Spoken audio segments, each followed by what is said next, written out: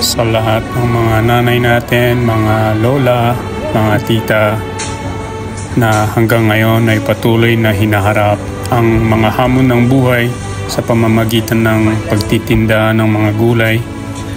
Ito'y isang pasasalamat at pagpupugay namin sa inyong tapang at pagtitiyaga para mabuhay lang ang mga pamilya.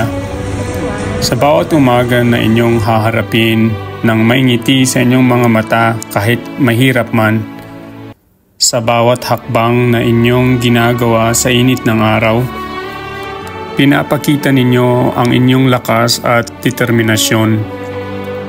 Bagamat may tanda na ang inyong mga kamay at pinti sa paglipas ng panahon, kayo'y nananatiling matatag at hindi sumusuko sa mga pagsubok na dumarating sa inyong buhay. Napakaganda ng inyong pinapakitang determinasyon sa pamamagitan ng inyong simpleng gawaing pagtitinda ng mga gulay. Sa bawat tawang inyong binibigay sa inyong mga suki, kagaya ko, sa bawat kwento na aking naintindihan na iniikot nyo sa bawat bilihan, nagbibigay kayo ng liwanag at saya sa mga taong nakakasalamuhan ninyo. Sana'y mas natutunan ko pa ang lengguwahe nyo para magkakwentuhan tayo. Hindi biro ang inyong pinagdadaanan araw-araw sa kabila ng hirap at pagod na inyong nararamdaman. Patuloy pa rin kayong lumalaban sa pagbibigay inspirasyon sa amin.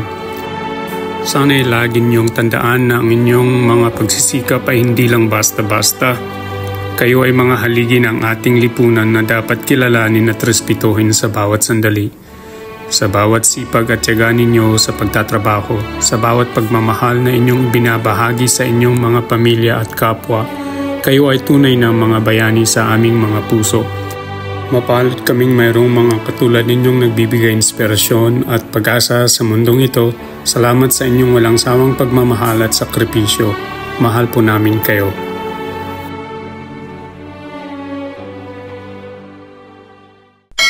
Please don't forget to click like and subscribe.